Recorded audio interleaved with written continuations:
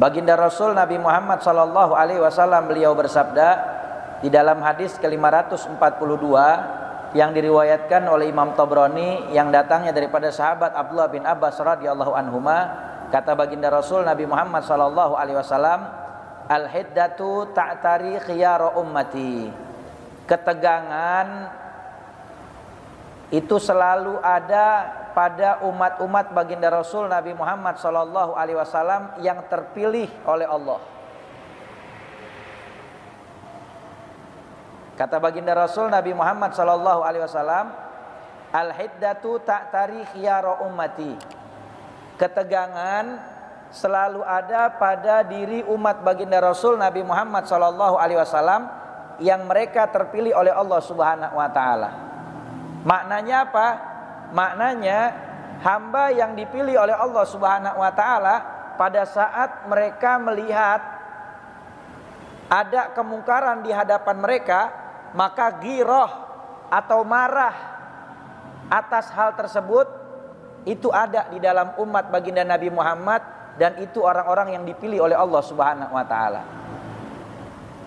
Ghirah atau rasa marah terhadap satu kemungkaran yang dia saksikan di hadapannya, maka ini adalah khusus ada pada diri umat baginda Rasul Nabi Muhammad sallallahu alaihi wasallam yang dipilih oleh Allah Subhanahu wa taala. Min khiyari ummati, kata Nabi Muhammad, dari golongan umatku yang terpilih oleh Allah. Jadi enggak sembarangan yang punya ghirah, marah ketika ada kemungkaran atau suatu kemaksiatan di hadapannya, terlebih lagi yang berkaitan dengan hak Allah dan Rasulnya Nabi Muhammad. Makanya kalau orang punya ghirah di dalam hatinya terhadap hal-hal yang menista agama, terlebih lagi kepada Allah dan Rasulnya Nabi Muhammad sallallahu alaihi wasallam, maka berarti dia adalah orang pilihan yang dipilih oleh Allah Subhanahu wa taala dari umatnya baginda Rasul Nabi Muhammad sallallahu alaihi wasallam. Dan ini Nabi yang bilang, baginda Rasul Nabi Muhammad sallallahu alaihi wasallam sampaikan ini. Al-Imam Habibuna Muhammad Rizik bin Husain Syihab hafizahullah taala wa ra'ah, semoga Allah Subhanahu wa taala selalu senantiasa menjaga beliau, memperhatikan beliau. Anallah yamudhu bisya wal afiyah, Allah panjangkan umur beliau, kasih sehat afiat. Allah Subhanahu wa taala yahfadu min bala'i wasyarr wa man ma'hu, Allah jaga beliau dari segala keburukan-keburukan yang akan menimpa beliau dan orang-orang juga yang bersama beliau, keluarga beliau, dan mudah-mudahan Allah Subhanahu wa taala berikan kemenangan bagi umat Islam. Amin ya rabbal alamin. Ini kalau kita perhatikan, orang-orang yang diberikan ghirah, rasa marah terhadap kemungkaran, terhadap kemaksiatan yang dia saksikan, ini orang pilihan, enggak sembarangan orang. Umat baginda Rasul Nabi Muhammad sallallahu alaihi wasallam saja sudah umat pilihan dari semua umat.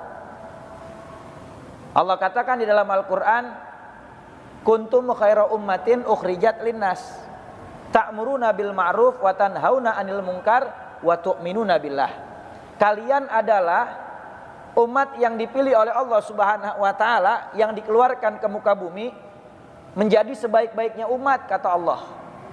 Ta'muruna bil ma'ruf, mengajak kepada kebaikan, mencegah daripada kemungkaran, dan beriman kepada Allah Subhanahu wa taala. Umatnya baginda Rasul Nabi Muhammad terpilih dari sekian banyak umat para nabi dan rasul menjadi sebaik-baiknya umat. Tapi kata baginda Rasul Nabi Muhammad SAW, di antara umatku itu ada lagi hamba Allah Subhanahu wa taala yang dipilih lagi oleh Allah Subhanahu wa taala di antara umatku.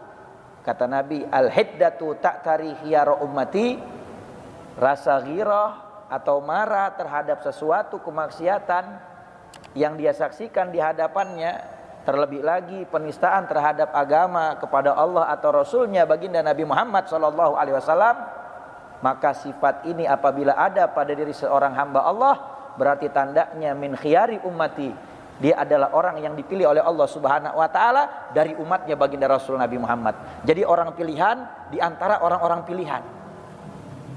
Makanya enggak semua orang punya sifat ini.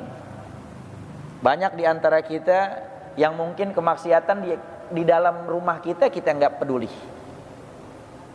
Ada di antara kita Orang-orang yang melihat kemaksiatan di dalam rumah kita sendiri, kadang-kadang kita masa bodoh nggak mau tahu.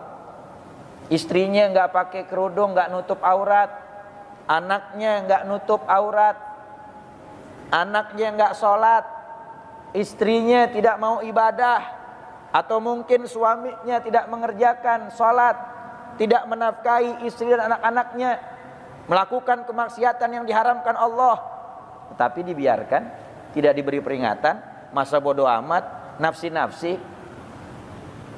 Apalagi di zaman sekarang banyak orang-orang yang tidak berilmu, lalu kemudian mereka ada di media, apakah itu media televisi ataukah media digital, berbicara layaknya orang yang berilmu. Lalu kemudian anak-anak muda di zaman sekarang menjadikan mereka sebagai barometer ucapan. Ada di antara mereka yang mengatakan, neraka saya urusan saya, surga saya urusan saya. Padahal di saat kita melihat kemungkaran, di saat kita melihat kemaksiatan, Islam mengajarkan kita untuk saling mengingatkan satu dengan yang lainnya. Wa dzakir fa inna dzikra tanfa'ul mu'minin, dan salinglah mengingatkan, karena saling mengingatkan, memberi peringatan di antara kalian itu bermanfaat buat orang beriman. Tapi sekarang kalau ada orang salah, dinasihatin dengan baik, galakan dia, merasa dirinya paling benar. Dia nggak salah, yang salah orang lain. Jangan pakai nasihatin gua lo, nasihatin diri lu sendiri. Udah bener belum lo? Na'udzubillah min dzalik. Makanya orang memberi nasihat juga ada adabnya di dalam Islam. Ketika kita memberi nasihat, maka jangan sampaikan itu di hadapan orang banyak. Ajak bicara antara orang tersebut dengan engkau yang mau memberi nasihat. Jangan di hadapan orang banyak. Kalau di hadapan orang banyak, kata Imam Syafi'i, itu bukannya mau memberi nasihat untuk merubah orang itu menjadi lebih baik, tetapi fadhihah, mempermalukan dia di hadapan orang banyak. Tapi tahapan memberi nasihat juga ada tingkatannya. Ada yang seperti itu di awal, ada orang-orang yang memang sudah berkali-kali diberi nasihat secara face to face, tetapi tidak terketuk hatinya, lalu kemudian melakukan kemaksiatan yang terus menerus. Ketika diingatkan secara baik, tetapi dia tidak mau merubah dirinya, dan pada akhirnya kemaksiatan yang dia lakukan bisa merugikan bukan cuma dirinya, tapi orang banyak di sekitarnya. Maka ini harus diberikan peringatan yang tegas. Maka harus punya giroh di hati kita, harus ada tuh rasa marah ketika ada kemaksiatan di hadapan kita, minimal banget kata Nabi Muhammad. Apa kata Rasulullah? Ada rasa ingkar di hati kita dengan kemaksiatan yang disaksikan di hadapan kita, yang dilakukan orang, ada ingkarnya. Kalau masa bodoh aja, dzalika, yang demikian itu nggak tahu masih punya iman apa enggak. Kata baginda Rasul Nabi Muhammad SAW, Rasul katakan, man ra'a minkum munkaran falyughayyiru biyadihi. Rasulullah SAW mengingatkan, man ra'a minkum munkaran falyughayyiru biyadihi. Siapa orang yang melihat kemungkaran di antara kalian, maka hendaklah dia merubah dengan tangannya.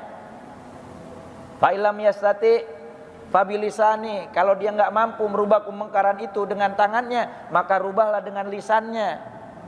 Fa illam yastati fabiqalbi, kalau dia enggak mampu merubah kemungkaran itu dengan tangannya, enggak mampu merubah kemungkaran itu dengan lisannya, maka dengan hatinya. Bagaimana dengan hati? Ada ingkar di hati atas kemaksiatan yang dilakukan oleh orang-orang yang ada di hadapan dia atau yang ada di sekitar dia. Itu saja Nabi katakan, wadzalika adaful iman. Yang ingkar dengan hati atas kemaksiatan yang dia saksikan, itu orang termasuk orang yang paling lemah imannya. Mau kita memang dicap orang yang lobet imannya? Kita dibilang lemah syahwat aja nggak mau, marah. Masa mau dibilang lemah iman? Maka jangan sampai lemah iman kita. Maka harus punya rasa giro di hati ini, agar kita termasuk golongan daripada umat pilihannya, dari umat baginda Rasul Nabi Muhammad SAW yang dipilih oleh Allah Subhanahu Wa Taala. Mudah-mudahan Allah tumbuhkan rasa giro di hati kita di dalam perjuangan Islam. Mudah-mudahan Allah Subhanahu Wa Taala tumbuhkan rasa giro di hati kita untuk selalu senantiasa berjuang untuk agama Allah Subhanahu wa taala dan juga untuk selalu senantiasa berkhidmat kepada ulama. Amin amin ya rabbal